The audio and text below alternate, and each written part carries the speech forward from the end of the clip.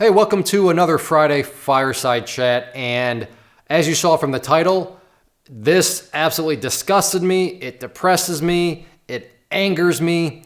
And while it's not trading per se, it definitely can be connected to trading, in the way that many people seem to approach the markets. And when you see stuff like this, it makes a whole lot of sense to think that these sorts of attitudes and viewpoints are being promoted out there. So I want to just talk about this from more so kind of just the article perspective. And I'm going to punch the article in the face using facts, as you'll see, but then I'll tie that back into trading. So let's get to this article first. So from CNBC, the name of the article, "The economy is booming, yet Americans are struggling," an award-winning author explains. First off, to know that this author is award-winning, that scares me. And I'm not trying to be funny. That's just really scary to think that attitudes like this create awards. Ugh. So from the first paragraph of the article, the unemployment rate fell below 4% in July, the lowest it's been in nearly 2 decades. The job market is booming and the economy seems strong, but millions of Americans are struggling to make ends meet. So there we go. Economy is booming, but many Americans are struggling to make ends meet. They're struggling to get by. That's essentially the premise here. So why is this the problem? Why are Americans having, a problem making ends meet? Well, her premise continues as, that's in large part because wages are not keeping up as day-to-day costs continue to soar. And then you go down and you can see the book that is been released, Squeezed: Why Our Families Can't Afford America. But again, let's think about they can't keep up to day-to-day cost. Keep that in mind. Here comes the quote. Are you ready for it? I'm not going to read the entire quote. I just want to read the first part of it because it sets everything else up. So right now, remember, we have Americans are struggling to pay ends meet. They're struggling to keep up with day-to-day cost. The reason for this is wages are not increasing enough. So let's get to the quote. Stop blaming yourself and start blaming the system. Okay, she said it. Don't blame yourself. Blame the system for why you're struggling to make ends meet. Blame the system for why you can't, make day-to-day cost. Blame the system. It's not your fault. It's not your fault. The next part from the article, and Americans are feeling the squeeze. Salaries just don't go as far as they did to cover the necessities. Okay, let's focus on that word necessities. Americans, like I said, having a hard time making ends meet. Those day-to-day costs are getting them. They're struggling to get those necessities. They're struggling to get the necessities because of wages, because of salaries not increasing. It's not your fault. It's the system's fault. Don't blame yourself that you can't. It's not your fault. So that got me thinking. I see it's the system's fault, and I see a lot of these things that people have in their pockets and stuff. Maybe you own one. Maybe you've heard of them. These things called smartphones. Smartphones. They're not exactly cheap, especially when you consider that you can. Now, I'm not saying phones are bad. I think that's great that you can have a communication tool wherever you go. But there's these things called flip phones that are a lot cheaper. They still make a call. You can still send a text. So I was curious. Well, how many people actually own? Because, a lot of Americans are struggling. That's this woman's premise. So take a look at this. So this is from Pew Research. About 3/4 of U.S. adults, 77%, say they own a smartphone. Let's skip down. 92% of 18 to 29-year-olds say they own a smartphone. So 77% of all Americans, so if you have 100 people, that's 77 of them. If you have 4 people standing there, 3 of them own a smartphone. You get up to more so the younger population, and I bring up younger because, when you're younger, you're younger. You don't have an established career, and you don't have an established reputation that you can build upon, and that's just part of life. But the younger, what was that? 90%. So if you have 100 people there, 90 of them have a smartphone. If you have 10 people, 9 of them have a smartphone. Now, maybe I'm unaware of something, but is there some law in the system that says everybody must pay for a smartphone, that everybody must go out and buy the newest iPhone or buy the newest whatever smartphone is coming out? So are you telling me that if I get rid of my iPhone, that the authorities are going to knock on my door and say, Clay, the system states you have to have a smartphone. That is a necessity. That is a day-to-day cost that you have to have. Pretty sure the system doesn't make that a requirement. I'm pretty sure. But let's keep going. Let's keep going and talk more about the system. Now, as far as the system works, let's do a quick basic economics thing right here. Why would somebody create a job? Why would somebody create more jobs?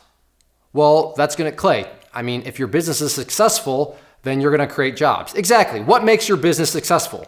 When people are handing you money.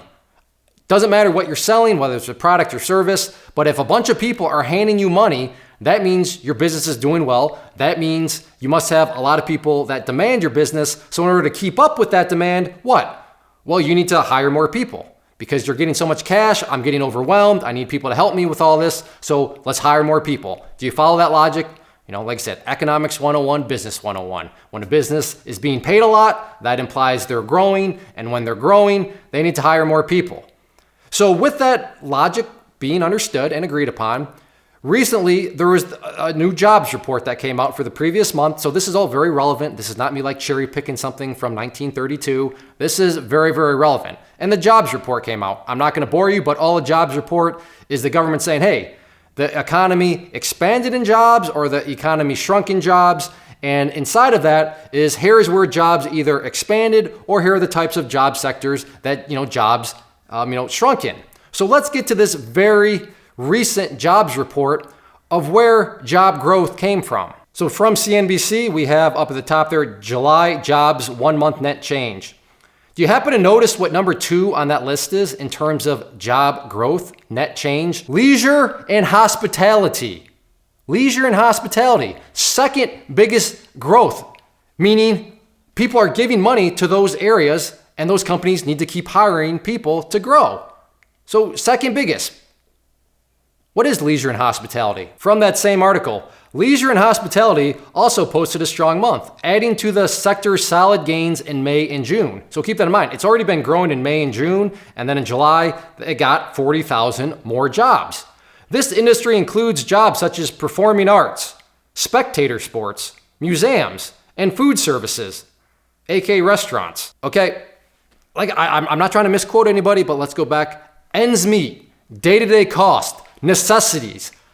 I was not aware that going to an NFL football game or going to a soccer match or going to a college football game or going to some sort of activity such as that is a necessity.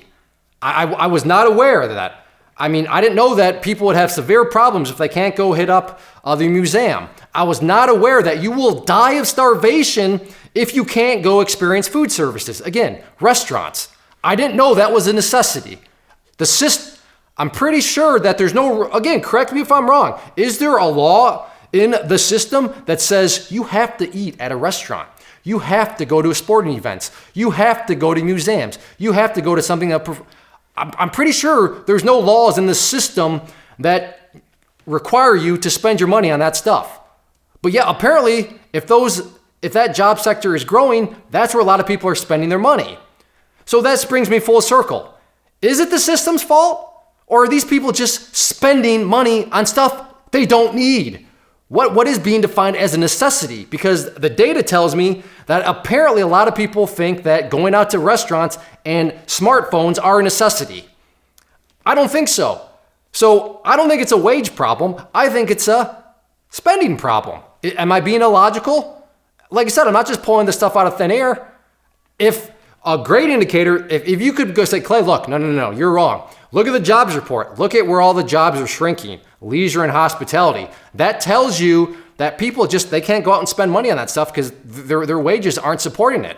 They can't even go out and, do anything in the leisure and hospitality sector.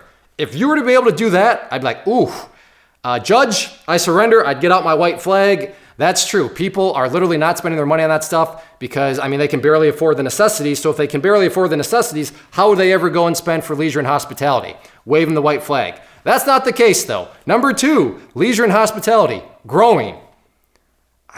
Where are people spending their money? I guess that's the necessities. So let's just now set that aside. You have this author out here saying, don't blame yourself, blame the system. Well, I guarantee you, and if you're not familiar, I do Clay Trader Mail videos where I just kind of take interactions that I have from YouTube or emails or anything, And you'll see that there is a lot of people, there's a common theme over there about this victim mentality. It's not my fault. It's insert blank, and all they do is point away from themselves' fault. That's why I'm losing money. That's why I'm not having success. Plenty of people blame me. And if you're not familiar, there's some crazy conspiracy theories out there about why it's my fault that they're losing money. I get it though now. They've probably read this book. They've probably read books similar to this where you have people promoting the attitude of, don't blame yourself, blame the system. Which brings me to my final point. As a trader, and just in life in general, seriously, let's stop and think about this. How depressing, how disgusting is it to think that it's not your fault? It's the system's fault. Think about that. That is bondage. That is chains. Why? Well, because it's not your fault. That means you can't fix anything because it's the system. But what happens if I tell you it's your fault? What does that tell you? That's an attitude of freedom. How? Well, if it's your fault, guess who the solution is? You. So get out there and fix it. But to have people claiming that, don't blame yourself, that's hopelessness. That's pathetic. I'm trying to refrain myself here. I mean, how can you tell people that, don't blame yourself, don't blame yourself? Well, then how are they going to ever fix anything? They're not going to be able to, because if they're not the problem, that means they're not the solution. So don't have this mentality. If you're still watching this video, you probably don't have this mentality. So I think we're probably all in the same boat at this point in time. But seriously, how depressing of an attitude is that? That's so bad for people, for this author to be out there saying in her book this attitude of, blame everybody else other than yourself because, it's the system's fault. I'm glad to report it's not the system's fault. I am in charge. So therefore, if there are problems with the system, then guess what? I can fix myself within everything. And that's an attitude of freedom, and that's the attitude you need to have, especially as a trader. If your wheels are just spinning in the mud and you're wondering, why am I not getting better? What's going on? Be honest with yourself. Who are you blaming? Are you blaming the market makers? Are you blaming the hedge funds? Are you blaming the news cycle? Are you blaming this? Are you blaming that? Or are you saying, you know what? Because think about how depressing that would be. There's nothing I can do. The market makers, the insert blank, they just control the markets. There's nothing I can do at all about it. I mean, that's so sad.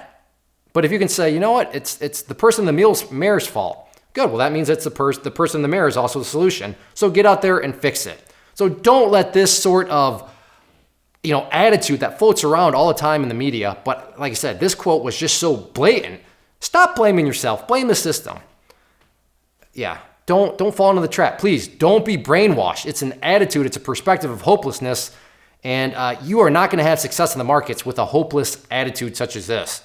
If you are out there trading alone currently and maybe are in the market looking for a community to join to assist you in your trading or to just help you, give you another set of eyeballs, then I do have a private trading community where you can trade alongside me and other experienced traders. So what you see popping up on the screen right now is both an information link. So if you click on the inner circle one, that is going to take you to the page where I explain all the details of what exactly come with the community, both the chat room and the newsletter. And then the other image that has popped up is a behind the scenes tour where you can see exactly what is going to be contained within the community. I take you through, like I said, a behind the scenes tour of everything, and that way you'll know precisely what you are getting when you join. So definitely check that stuff out if you are interested and thinking about wanting to join a community, and let me know if you have any questions.